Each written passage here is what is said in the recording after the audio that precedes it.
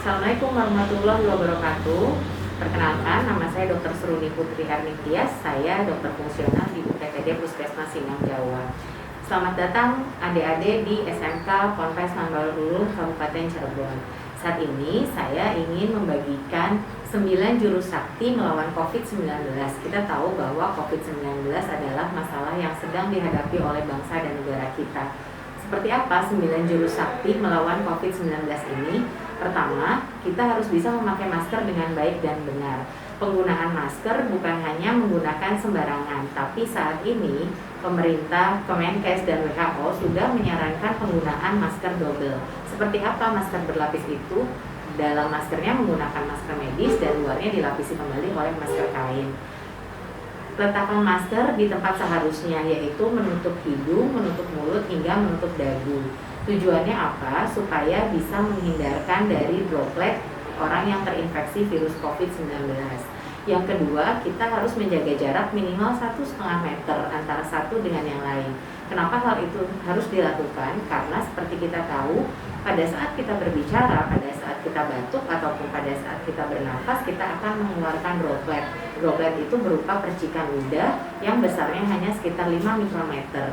Droplet itu bisa meloncat hingga jarak 1 meter. Oleh karena itulah kita harus menjaga jarak kurang lebih 1,5 meter dari orang lain. Yang ketiga, kita harus rajin mencuci tangan menggunakan sabun dan air mengalir. Atau jika tidak ada sabun dengan air mengalir, kita bisa menggunakan hand sanitizer. Cara mencuci tangan dengan sabun dan air mengalir mengikuti cara dari WHO dan Kemenkes, yaitu dengan 6 langkah cuci tangan pakai sabun dan air mengalir ya. Jadi jangan asal cuci tangan saja, supaya kuman-kuman di tangan kalian juga bisa bersih. Kapan menggunakan sabun dan kapan menggunakan hand sanitizer? Pada saat tangan kalian berminyak, kotor, maka yang langkah terbaik adalah cuci tangan menggunakan sabun dan air mengalir.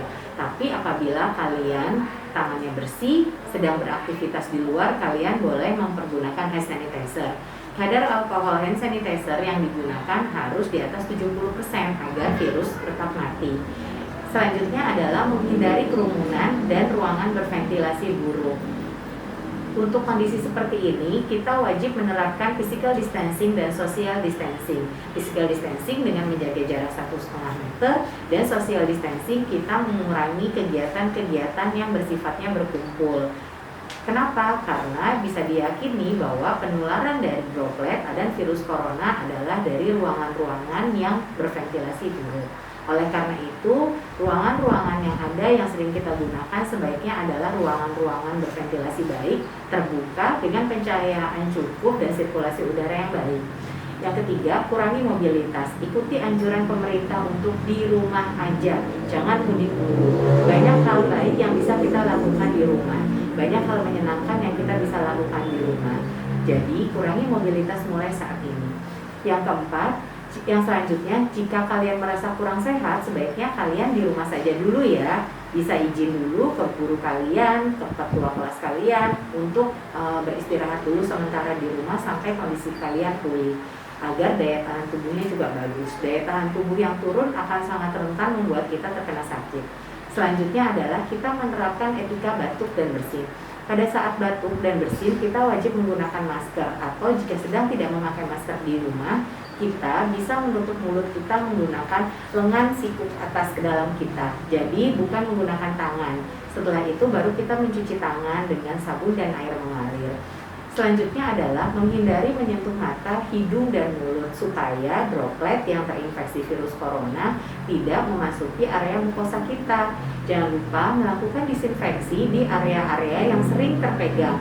Disinfeksi dilakukan area-area yang sering dipegang oleh kita, misalnya meja, kursi, gagang pintu, telepon, dan lain-lain. Desinfeksi hanya digunakan untuk benda mati, sementara untuk makhluk hidup menggunakan tindakan antiseptik. Desinfeksi harus dilakukan di tempat yang benar dan dilakukan secara berkala dan berulang.